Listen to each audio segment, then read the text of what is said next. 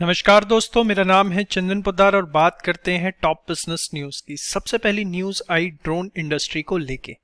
Government ने नए regulations drone operations के लिए जो है अनाउंस किए हैं और ये जो नए रूल्स एंड रेगुलेशंस आए हैं ये existing unmanned aircraft system rules 2021 जो कि इस साल मार्च में ही रिलीज हुए थे उनको विड्रॉ करते हैं और अब जो है नए रेगुलेशंस अप्लाई होंगे।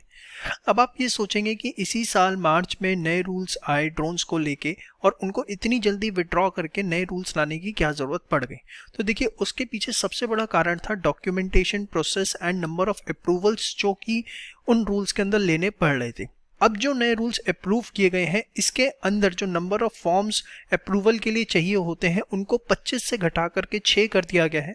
ड्रोन्स से अब 300 किलो की जगह 500 किलो तक का जो सामान है वो कैरी किया जा सकता है। पहले एयरपोर्ट के जो भी एयरपोर्ट का एरिया होता था उससे 45 किलोमीटर तक का जो रेडियस था उसको येलो जोन में रखा जाता था और वहाँ बहुत सारी रिस्ट्रिक्शंस होती थी ड्रोन्स को उड़ाने में। लेकिन अब उस एरिया को घटा करके मात्र 12 किलोमीटर कर दिया गया। और सबसे बड़ी चीज़, जो पेनल्टी फॉर डिफॉल्ट थी इन ओल्ड रूल्स वो बहुत ज़्यादा थी और अब जो नए रूल्स आए हैं उसके अंदर डिफॉल्ट पे मैक्सिमम पेनल्टी जो है वो 1 लाख रुपए की सेट कर दी गई है। देखिए, माना जा रहा है कि ये सबसे ज़्यादा सन राइजिंग सेक्टर है और लगभग आने वाले 5 सालों के अंदर 50,000 करोड़ रुपए की इंडस्ट्री बन जाएगी और 5 लाख से ज़्यादा प्रोफेशनल्स को जो है ये जॉब देती हुई दिखेगी। 2030 तक इसका फ्यूचर बहुत ज़्यादा ब्राइट देखा जा रहा है और मल्टीपल टाइम्स जो है इसकी ग्रोथ देखी जा रही है। बट सबसे बड़ा प्रॉब्लम जो है ड्रोन इंडस्ट्री को बढ़ावा देने के अंदर भारत सरकार के सामने था वो था जो टेररिस्ट एक्टिविटीज जो ड्रोन के थ्रू देखी गई। अभी हमने देखा था कि ड्रोन का यूज करके जम्मू के अंदर टेररिस्ट ग्रुप ने अटैक किया, जिसकी वजह से सुरक्षा का मद्देनजर रखते हुए ड्रोन्स को कितना कमर्शियलाइज किया जाए कितना ना किया जाए इस पे बहुत बड़ा क्वेश्चन मार्क लगा हुआ था। तो रिसेंटली एक मीटिंग हुई जिसको खुद प्रधानमंत्री नरेंद्र मोदी जी ने चेयर किया, जिसके अंदर डिफेंस मिनिस्टर थे, यूनियन होम मिनिस्टर थे और उसके अलावा हमारे जो नेशनल सिक्योरिटी एडवाइजर हैं अजीत डोवाल वो भी प्रेजेंट थे। और इन सब ने मिलकर डिसीजन लिया कि जो नए रूल्स हैं उनको करना चाहिए। इवन गवर्नमेंट के टॉप ऑफिशियल्स जो हैं वो इसके फेवर में थे कि ड्रोन को जो है प्रमोट करना चाहिए, अदरवाइज ये जो सनराइजिंग सेक्टर है इसके अंदर कहीं ना कहीं भारत पिछड़ सकता है। तो फाइनली ड्रोन्स हम बहुत ही जल्दी अपने एरियाज में उड़ते हुए देखेंगे। गवर्नमेंट इस पे बहुत तेजी से अब आगे काम करेगी। अगले 2 से 3 महीने में और डिटेल्स जो है इस पे रिलीज किए जाएंगे और जो भी होगा वक्त वक्त पे आपको अपडेट दी जाएगी। उसके बाद सेकंड न्यूज़ आई हमारे देश के अनऑर्गेनाइज्ड लेबर सेक्टर के लिए। देखिए, लास्ट ईयर हमने देखा कोविड के दौरान किस तरीके से जो लेबर था उसका हाल हुआ। हमने उन्हें सड़कों पे चलते हुए देखा। हमने देखा कि सबसे ज़्यादा अफेक्टेड अगर कोई था तो हमारे देश की लेबर क्लास थी। एक 2018-19 का सर्वे कहता है कि हमारे देश की जो 93% वर्क फोर्स है वो अनऑर्गेनाइज्ड है। मतलब, और ये जो है लगभग 418.5 मिलियन हमारे देश की जो वर्क फोर्स है एज पर 2018-19 सर्वे वो थी 450 मिलियन और उसमें से 93% अनऑर्गेनाइज सेक्टर के अंदर है। अब फर्स्ट वेव के बाद क्या है, गवर्नमेंट को भी बहुत ज़्यादा दिक्कत हुई इनको सपोर्ट पहुंचाने में और ये सबसे ज़्यादा हार्डेस्ट हिट हुए और कहीं ना कहीं गवर्नमेंट को चारों तरफ से क्रिटिसिज्म जो है झेलना पड़ा क्योंकि इन लोगों तक जितनी सपोर्ट पहुंचना चाहिए था उतना नहीं पहुंच पा रहा था। फिर पार्लियामेंट की स्टैंडिंग कमेटी ने एक रिकमेंड किया कि एक हमें डेटाबेस बनाने की ज़रूरत है अनऑर्गेनाइज्ड वर्कर्स को लेकर, जहां पर हमारे पास सारी की सारी उनकी डिटेल्स हो। इवन सुप्रीम कोर्ट ने भी कुछ महीने पहले गवर्नमेंट को लताड़ा कि आप इस काम में डिले क्यों कर रहे हैं। तो फाइनली गवर्नमेंट ने एक ई श्रम प्लेटफॉर्म जो है, एक ई श्रम पोर्टल जो है वो लॉन्च किया है, जहां पर जितने भी अनऑर्गेनाइज्ड लेबर है वो अपने आप को जाके रजिस्टर करवा सकती है और रजिस्टर करवाने के बाद जो वेरियस गवर्नमेंट स्कीम्स हैं उनके बेनिफिट्स जो है डायरेक्टली उन तक पहुंचाए जा सकते हैं। अब इसके अंदर अगर मैं बात करूं तो जो सबसे बड़ी चीज रखी गई है कि जैसे ही कोई भी लेबर अपने आप को यहाँ रजिस्टर करवाता है तो उसको जो है एक इंश्योरेंस मिलता है 2 लाख रुपए का इन केस ऑफ डेथ या परमानेंट डिसेबिलिटी और 1 लाख रुपए का अगर पार्शियल डिसेबिलिटी हो जाती है। रजिस्ट्रेशन करवाते के साथ ही जो है शुरू हो जाता है।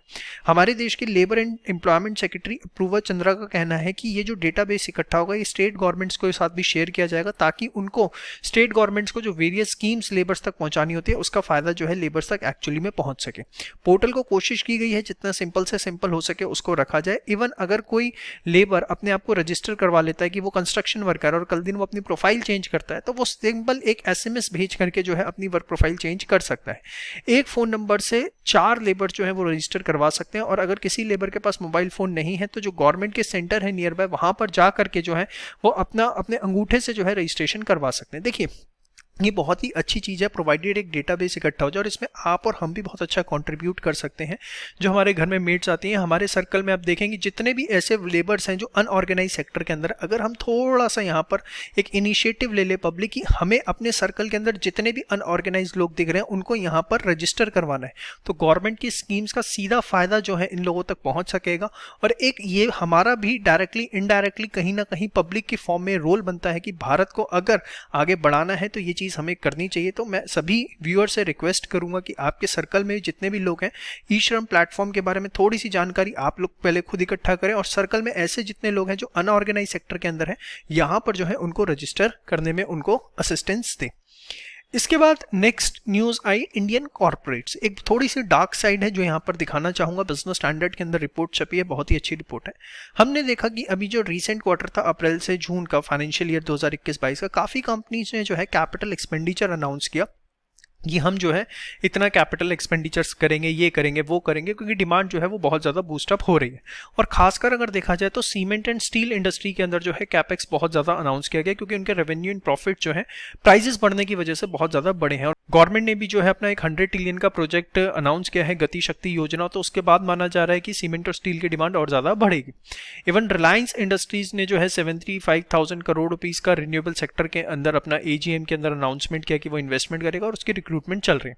तो ये तो सारी की सारी पॉजिटिव साइड है। लेकिन अगर एक मैं आपको डार्क साइड दिखाने की कोशिश करूं, वो ये एक वर्ड होता है असेट टर्नओवर रेशो। आप इसको सरल अक्षर में ये समझिए कि आपने धंधे में, अपने बिजनेस के अंदर आपने जितने असेट्स लगा रखे हैं, जितने की आपने मशीनें लगा रखी हैं, प्रॉपर्टी लगी हुई है, सपोज आपके एक धंधे के अंदर 50 लाख रुपए की मशीनें लगी हुई हैं, तो 50 लाख की मशीन लगा के आप कितनी सेल्स जनरेट कर रहे हो। सपोज आप 50 लाख की मशीनें लगा के बिजनेस में बैठे हुए हो और आपकी साल की सेल आ रही है 30 लाख रुपए की, तो आप जितने के असेट लगा के बैठे हुए हो उसका मात्र 60% जो है सेल्स जनरेट कर पा रहे हो हर साल। यस और no, this is called as asset turnover ratio. Financial year 2020-21 में हमारे देश का जो असेट टर्नओवर रेशो रहा, अगर हम पूरे के पूरे एक इंडस्ट्री का वेटेड एवरेज निकालते हैं तो वो था 70%, जो कि फाइनेंशियल ईयर 2005-6 के अंदर 116% था। तो इस समय फाइनेंशियल ईयर 2020-21 के अंदर जो असेट्स हमारे ऑलरेडी कंपनीज के पास पड़े हुए हैं, मैन्युफैक्चरिंग यूनिट्स के पास पड़े हुए हैं, उसका 100% यूटिलाइजेशन कहीं ना कहीं नहीं हो पा रहा है, वो मात्र 70% पे। देखिए, कैपेक्स की बात, कैपिटल एक्सपेंडिचर करने की, अपनी एक्सपेंशन करने की, या मैं कहूँ प्रोडक्शन कैपेसिटी करने की बातें कंपनी तब करती हैं जनरली जब उनका ये असेट टर्नओवर रेशो जो है 100% होता है। मतलब जितने उनके पास असेट्स हैं उतने की लगभग उन पे सेल्स आ रही है और ये कुछ सालों तक दिखे, तो फिर कंपनी प्लान करती है कि नहीं यार, अब हमें एक्सपेंशन करना चाहिए। लेकिन 70% कहीं ना कहीं ये दिखा रहा है कि स्पेयर कैपेसिटी अभी भी बहुत ज़्यादा पड़ी हुई है और फ्रेश राउंड जो है कैपेसिटी एक्सपेंशन का कहीं ना कहीं क्वेश्चन मार्केबल है। अनडाउटेडली हमने अनाउंसमेंट्स भी सुने, लेकिन ये हर इंडस्ट्री के लिए नहीं है। एक डार्क साइड कहीं ना कहीं वेटेड एवरेज पे हमें ये भी देखने को मिल रहा है। अगर मैं ऑटोमोबाइल सेक्टर की हम बात करें तो हमारे देश में जितना टोटल मैन्युफैक्चरिंग होता है उसका 25% जो है ऑटोमोबाइल सेक्टर का आता है। और हमने अभी लेटेस्ट डेटा में देखा कि कैसे पैसेंजर व्हीकल की सेल्स पिछले 5 सालों में सबसे लो है। 3 व्हीलर्स की सेल अगर हम बात करें तो पिछले 19 साल में सबसे लो है। कमर्शियल व्हीकल्स की सेल जो है सबसे लो चल रही है पिछले 10 सालों में। और पेट्रोल के प्राइसेस, डीजल के प्राइसेस जिस तरीके से बढ़ते जा रहे हैं, माना जा रहा है कि ऑटोमोबाइल सेक्टर जो है आगे बहुत ज्यादा हिट होगा। लेकिन स्टिल इसमें जो है बिकॉज ईवी का फोकस बहुत ज्यादा बढ़ता जा रहा है, तो माना जा रहा है कि यहाँ एडिशनल कैपेक्स देखने को मिल सकता है। लेकिन it will not be by choice, it is going to be by compulsion, क्योंकि गवर्नमेंट के रूल्स इस तरीके से आ रहे हैं। गवर्नमेंट ने जो है पेरिस एग्रीमेंट एक साइन किया है जहां पर हमें अपना जो कार्बन एमिशन है 25% रिड्यूस करना है 2030 तक, और उन टारगेट्स को अचीव करने के लिए गवर्नमेंट ईवी को पुश करेगी। तो ऑटोमोबाइल सेक्टर को तो फोर्सफुली कहीं ना कहीं ईवी के अंदर आपको ये इन्वेस्टमेंट करना पड़ेगा। इवन अभी मैं रिसेंट इंटरव्यू पढ़ा था जिसमें नीति आयोग के हेड का ये कहना था कि ईवी जो है एक अनअवॉइडेबल पार्ट है, ऑटोमोबाइल सेक्टर उसे बिल्कुल भी इग्नोर नहीं कर सकता। अगर वो उसको इग्नोर करने की कोशिश करेगा तो उसका जो बिजनेस है धंधा पानी समेट सकता है।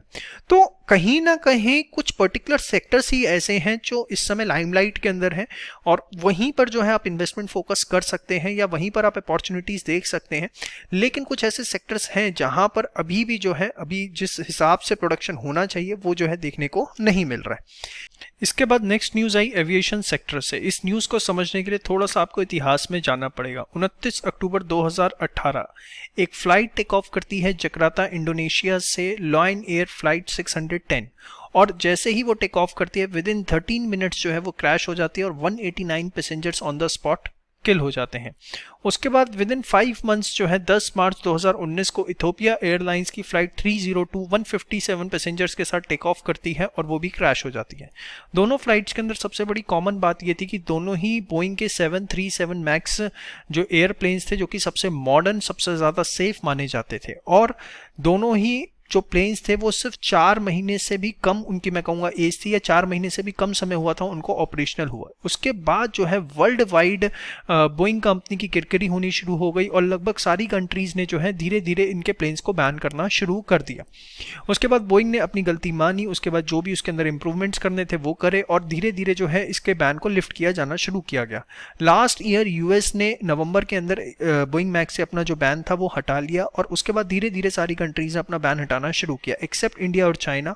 और अब जो है इंडिया ने भी अपना बैन लिफ्ट कर दिया है। DGCA, that is director general of civil aviation, ने जो है बोइंग मैक्स से आफ्टर 2.5 ईयर्स, या मैं कहूँ 30 महीने बाद जो है बैन को लिफ्ट किया है और बोला है कि अब बोइंग मैक्स के जो प्लेन्स है वो हवा में उड़ सकते हैं।